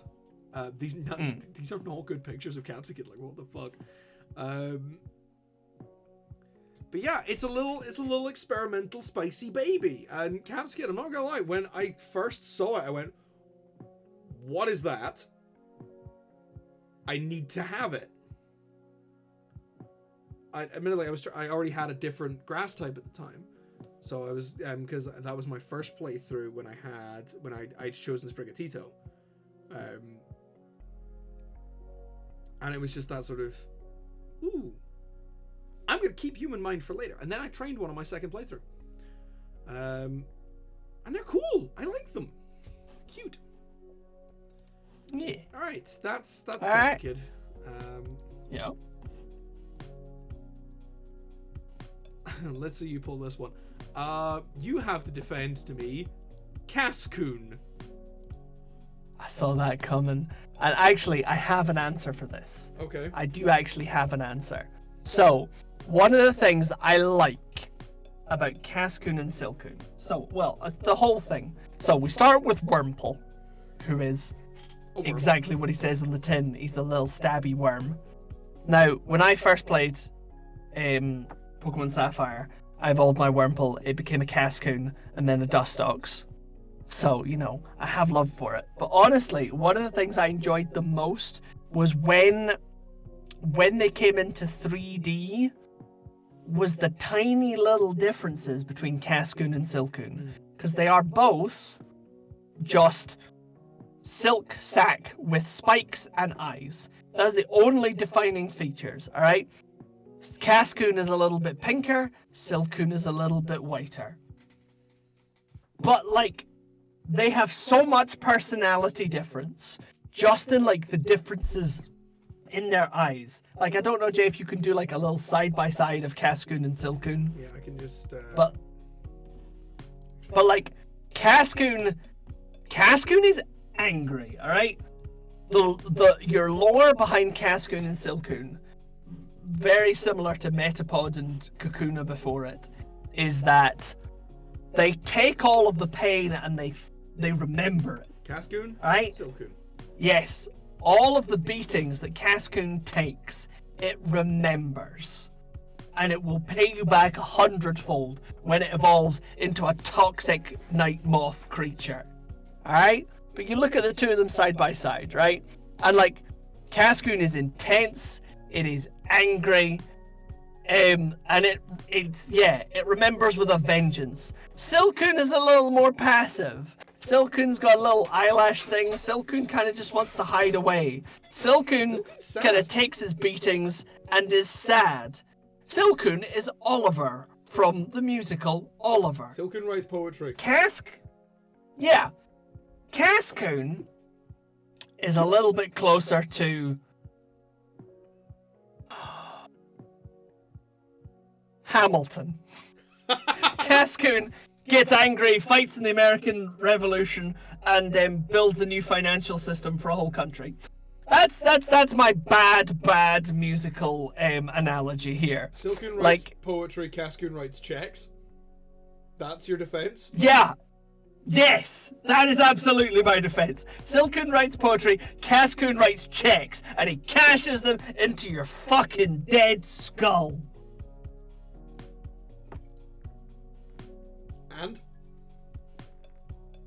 And he's great. He's pink. Yeah, okay. He's pink, anky, spiky boy. Yep, fair enough. I legit like Cascoon. And I also like it more than Silcoon. Fair enough. Yeah.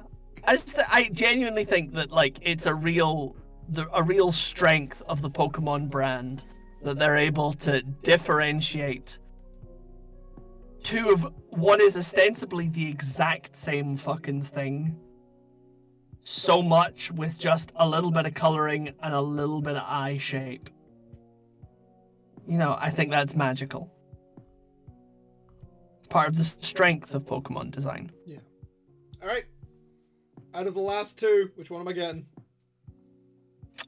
Well, are there either that you don't want to defend? It's not that I have either I don't want to defend, it's that there is one I would prefer to defend. And I'm not going to tell you which one it is. Alright. So give me either.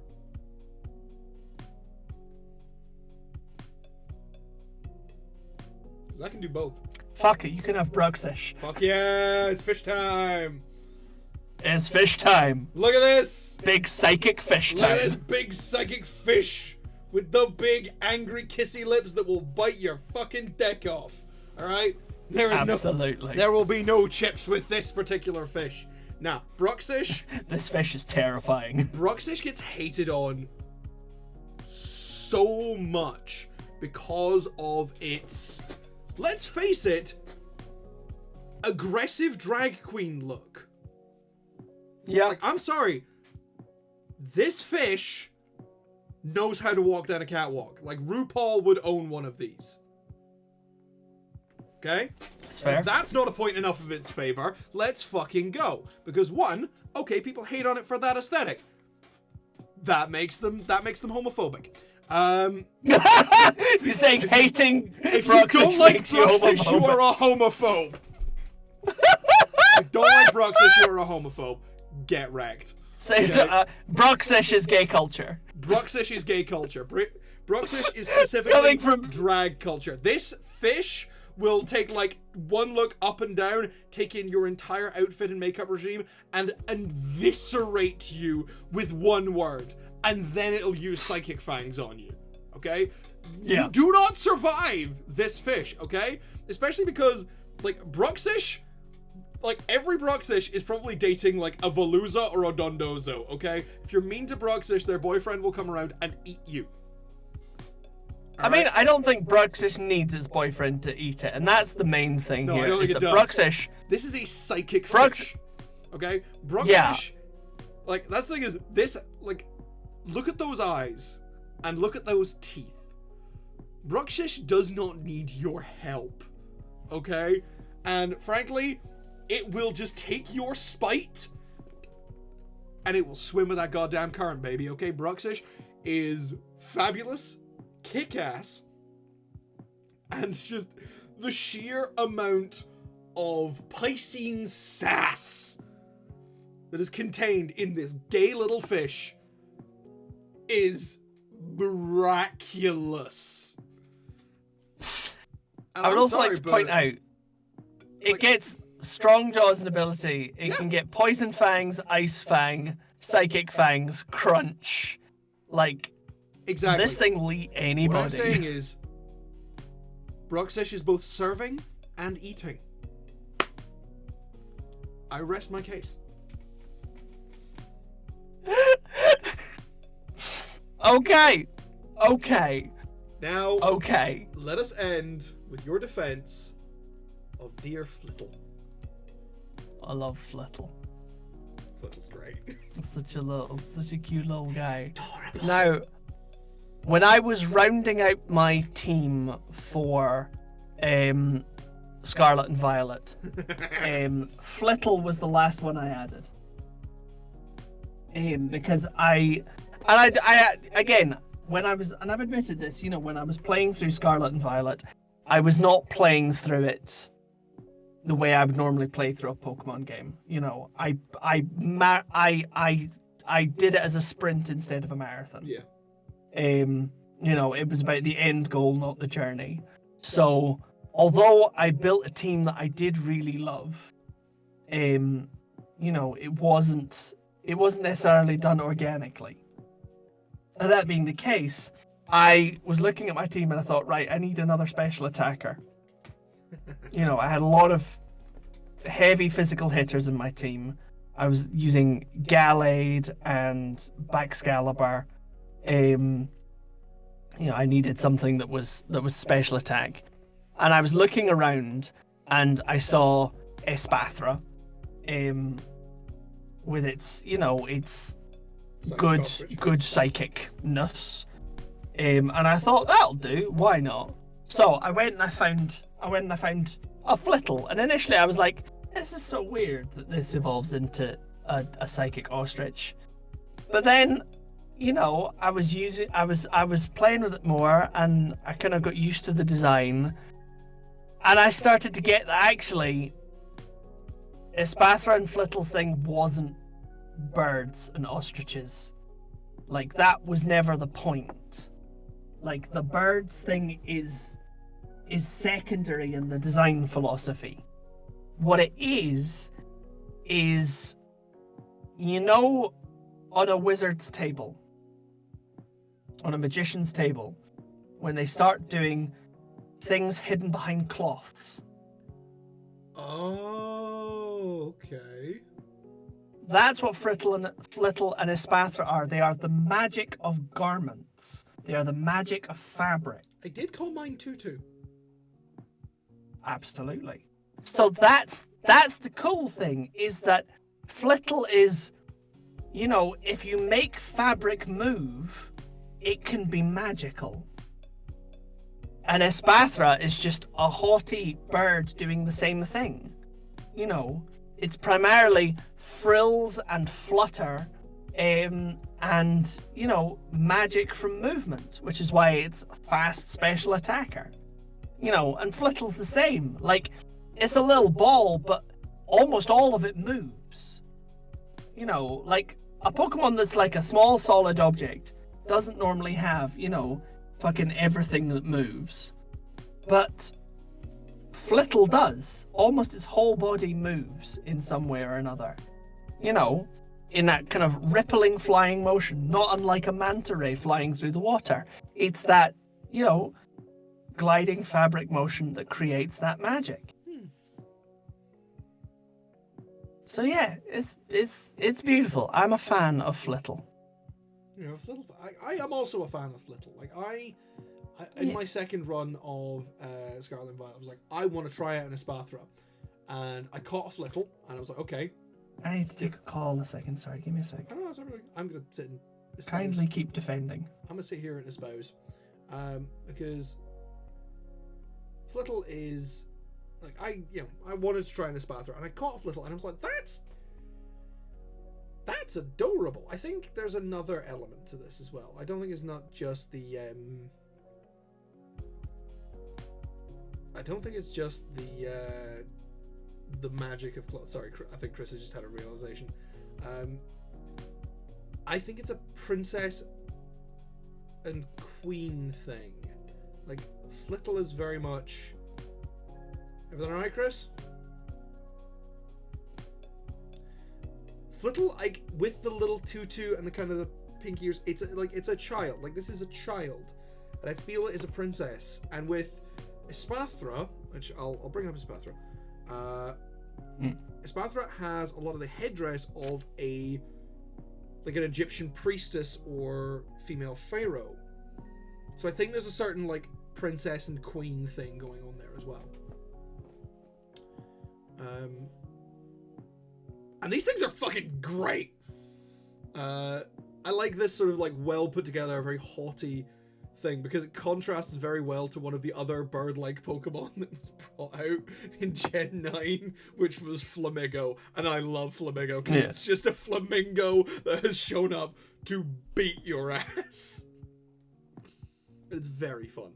But yeah, that concludes our kind of ranking of... Sorry, not ranking. Our defense of the indefensible. Because... And Nintendo has said this many times, and you hear this from a lot of the designers on Pokemon. Every Pokemon is somebody's favorite. Every Pokemon. Yeah. I mean, and we will continue to take the piss out of them. Yeah. Constantly. We have shat on a lot of Pokemon throughout our time here, particularly legendaries.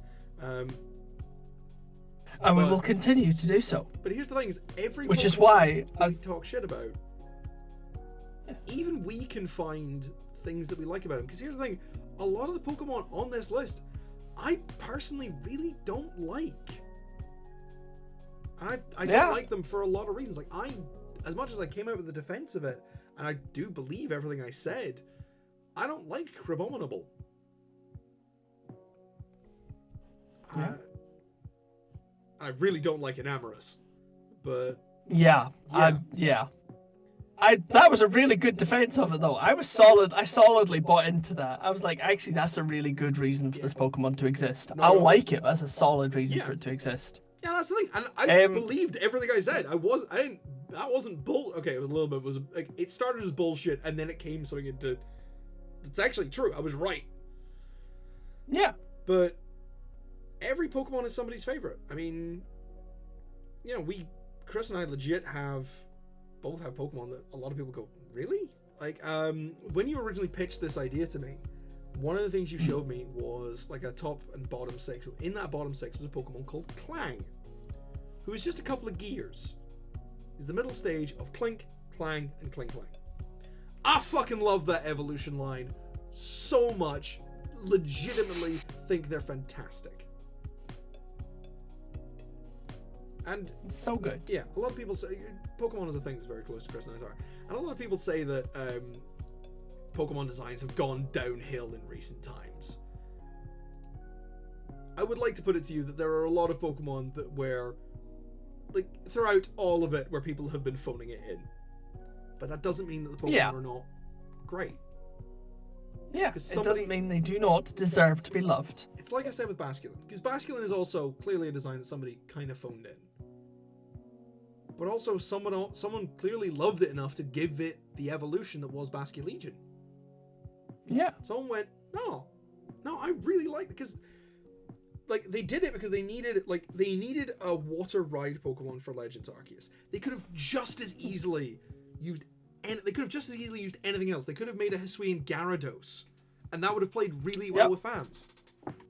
Yeah, because the fans love Gyarados. Yeah, but someone liked Basculin enough to make Basculegion. Yeah. And I think that's great. Really cool.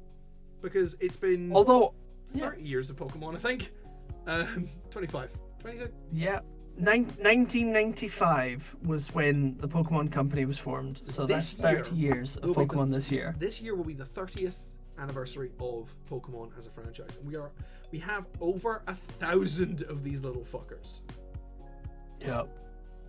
And a lot of people play these games, and they connect with these creatures, and everybody has at least one that is theirs that they like. It's like, that's my little guy. Although, Did not expect that to get so profound. Sorry, that was. I know, right? It's fine. It's fine. On the subject though my soul. of shitting on people's little guys. Yes. This is my bonus round. Jay, I have a Oh bonus yeah, round. fuck, you which did. was- Sorry, I was slightly pushing for time there. Because we got 10 minutes. No, left. you're doing great. Yeah.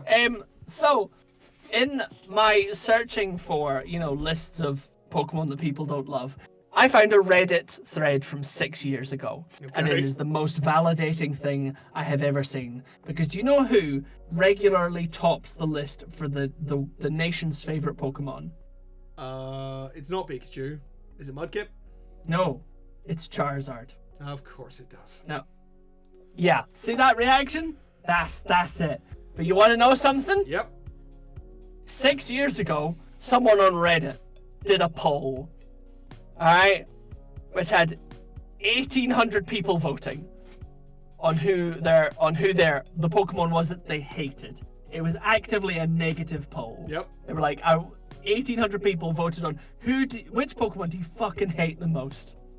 You know who came top with 105 votes? This motherfucker right here. The big, Charizard. scaly, not a real fucking dragon. Charizard! Charizard of the, too many game mechanics to be bothered with. God almighty. Charizard, the rammed down our throats until, we get absolutely sick of him. Alright? I have friends who love Charizard, and that's valid because every Pokemon is someone's favorite, but fuck Charizard. Yeah, it's so overplayed. Charizard, here's the thing. Of the 3 Kanto starters, which all of them are kind of overplayed, Charizard is the most overplayed, and also the most basic choice. Between a photosynthesizing plant frog that spits lasers and a artillery turtle, you chose Dragon. You chose Durgan. Durgan. Chose a Durgan. Durgan. You chose a really It's not a real you chose dragon. a chubby dragon. It's a Durgan. And here's the thing, Gen 1 actually has a better chubby dragon, and it's called Dragonite, and Dragonite's amazing. Yep. Also, to this day, great. still whips ass. Would also like to point out for, just the world at large, Charizard of the OG3 is the only one with a ×4 weakness, so fuck your fire and flying types. Fuck your fire and flying. Fuck your fire flying. And fuck your fire flying, fuck your dragons. And on that note, ladies and gentlemen, we're here to end the show. It's been a pleasure. Please perceive us. You can perceive him on Twitter at JonathanHoney4. You can perceive his games company at _games. That's AULD_games, where you can find their brand new fucking game, which you can now find on Steam, because it's a real fucking game. Go and wishlist it, go and play it, go and have a great fucking time. It's good. Also, he's got other socials and shit, and a Patreon where he's writing stories and all sorts of shit. And we have D&D stuff that's sitting for free on his Patreon. You don't have to give him money. You just have to like our stuff and tell us that you like it. Yep. Please. We crave validation. We do. That's why we're here. Yeah, and you can find Chris on Instagram at ChrisHoneyActor and at the Glasgow Comedy Festival. Not debuting, but revitalizing. Returning. Reviving. Reviving a very successful show that they did, which was called Milk on the Side, a barista musical. Exactly, and it is one of the very few shows in the Glasgow Comedy Festival that is doing 2 nights. So you have 2 nights worth of tickets to try and get it. If you are in the Scotland or especially Glasgow area, go look it up. It's a fantastic show. You'll have a great time. Yeah. And please wishlist my game on Steam. It's called I Thought There'd Be Stars, which I know is a pretentious as shit title, but I fucking love it. Yeah, if you go to @old_games on Twitter, Instagram, Facebook, Blue Sky, and LinkedIn. Yeah, that's always the 5th one. You can find links to all of it, and there should be links to in the description of this video, both on Twitch and on YouTube. We will be back. I'm gonna try and be back on Friday to revitalize my game dev series, where I'm building a different side project, not the one that I'm talking about on Patreon, but a different one, because I'm a workaholic. He's got a lot of side projects. Yeah. Well, so that will hopefully also be there for don't a nice forget chill that. stream. Yes. Also, next Monday will be just a Jonathan stream. Yes. Because I am working. I am directing at a new writing gig in Glasgow, Yes. which is going to be lots of fun. So that'll I'll probably take be pictures. That'll probably be me talking, probably me playing FTL and just hanging out, or maybe I'll do an extra development episode. We'll see. See how it goes. Yeah, but this is the first stream of 2025. It's looking out to be hopefully a pretty good year. I'm feeling confident about it. I'm feeling happy about it. Yeah. Good luck, everybody. Bye-bye. Bye.